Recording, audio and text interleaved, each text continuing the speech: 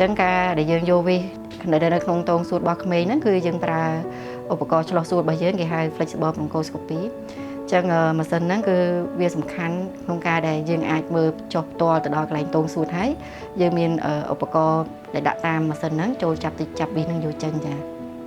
ពេលលើពេទ្យថាវិសនៅក្នុងសួតកូនយើងធ្វើឲ្យការនេះលោកគ្រូគាត់ជឿតុនជើងតុនដៃអស់ហើយមិនដឹងទេសួតទេប្រាប់ណាគេមុនណាអត់ដឹងពេលអូនជាអ្នកគ្រូយកវិសបានហើយអារម្មណ៍នឹងធូរដូចគេដកកាឡាចឹងពីគ្រូហើយសប្បាយចិត្តអូយសប្បាយ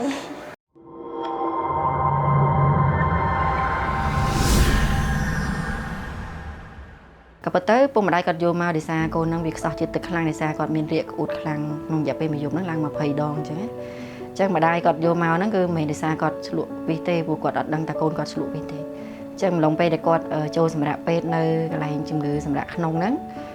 យើងធ្វើការពិនិត្យទូទៅលើក្មេងដែលគាត់បានចូលសម្រាប់ពេទ្យដូចធម្មតាអញ្ចឹងប៉ុន្តែអ្វីដែលចម្លែកគឺភ្លើងខ្យល់របស់គាត់ខាងឆ្វេងហ្នឹងគឺខ្យល់ដែលចូលសួតគាត់ហ្នឹងគឺតិចមែនតើប្រៀបធៀបជាមួយនឹងមួយចាហៀងទៀតសម្រាប់ខ្យល់ចូលក្នុងខាងស្ដាំអញ្ចឹងហើយបើមើលទៅលើសភាពរបស់គាត់មើលរើហៀតហត់តិចអញ្ចឹងការហត់របស់គាត់នេះអាចក៏ដោយសារគាត់ខ្សោះជាតិទឹកដែរអញ្ចឹងដើម្បីរកមើលភាពខុសប្រក្រតីហ្នឹងយើងក៏បាន order check X-ray ឲ្យគេថតសួតដើម្បីមើលអញ្ចឹងណាយើងក៏ឃើញថាមានវិសនៅក្នុងហ្នឹងចាអញ្ចឹងយើងបានសង្គ្រោះតាក់ទងជាមួយនឹងការខ្សោះជាតិទឹករបស់គាត់ហើយពេលម្លងពេលហ្នឹងយើងក៏ពិភាក្សាជាក្រុមដែរជាមួយខាងគ្រូពេទ្យវះកាត់ក្នុងការដាក់ផែនការក្នុងការយកវិសចេញអញ្ចឹងការដែលយើងយកវិសទៅលើនៅក្នុងតងសួតរបស់ក្មេងហ្នឹងគឺយើងប្រើឧបករណ៍ឆ្លោះសួតរបស់យើងគេហៅ flexible bronchoscopy អញ្ចឹងម៉ាស៊ីនហ្នឹងគឺវាសំខាន់ក្នុងការដែលយើងអាចមើលចុះផ្ទាល់ទៅដល់កន្លែងតងសួតហើយយើងមានឧបករណ៍ដែលដាក់តាមម៉ាស៊ីនហ្នឹងចូលចាប់វិសហ្នឹងយកចេញចាបើតាមរយៈដែលក្រោយពីយើងដកយកវិសហ្នឹងចេញមកមើលយើងសន្មតថាឆ្លាក់រៀងយូរខែដែរ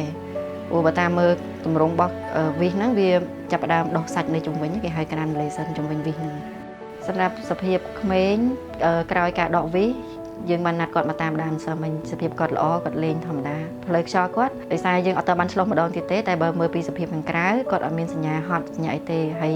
ខ្យល់ដែលចូលទៅសួតគាត់សងខាងគឺស្មើដោយការវិសនៅក្នុងតងសួតអញ្ចឹងកម្រងរបស់យើងនឹងណាត់ក្នុងអំឡុងពេល6ខែក្រោយដើម្បីឆ្លុះមើលម្ដងទៀតដើម្បីរកមើលថាផ្លូវខ្យល់គាត់ដែលបានដក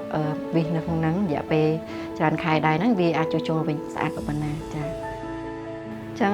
ជាការឲ្យដំបូន្មានសម្រាប់ពុកម្ដាយដែលគាត់មានក្មេងទូចសូមមានការប្រុងប្រយ័ត្នឲ្យបានខ្ពស់ជាពិសេសដោយសារគាត់ល្ពើហើយគាត់ងាយក្នុងការយកអីដាក់ក្នុងមាត់ជៀសវាងកុំឲ្យគាត់ងាយក្នុងការលេងឧបករណ៍ឲ្យយកដាក់ក្នុងមាត់ជាពិសេសរបស់ទូចមានបំណែកដូច្នេះបើសិនជាឪពុកម្ដាយដែលកូនមានរោគសញ្ញាអាសាក្អកហត់ញឹកឬក៏មានសភាពមួយដែលគិតថាសុកកូនគាត់ក្អកមានអាការដូចឆ្លក់អីខុសធម្មតាហើយចាប់ផ្ដើមដែលកូនចាប់ផ្ដើមមានរោគសញ្ញាហត់ញឹកអីហើយបារម្ភថាខ្លាចកូនមានការឆ្លក់អីចូលទៅក្នុងសួតអាចនាំកូនមកពិភាក្សាជាមួយនឹងខាងទីពេទ្យយើងខ្ញុំនឹងព្យាយាមធ្វើរោគវិនិច្ឆ័យហើយនឹងមើលការថែទាំនិងព្យាបាលកូនលោកអ្នកក៏ដូចជាកូនរបស់ពួកខ្ញុំដែរគាត់លងថាកុំភ័យឲ្យមកដល់ដៃពេទ្យអត់អីទេតែខ្ញុំជឿជាក់លើពេទ្យដែរជឿជាក់ខ្លាំងដូចសង្ឃឹមថាពេទ្យយកវិសពីកូនខ្ញុំបានគាត់យកបានមែន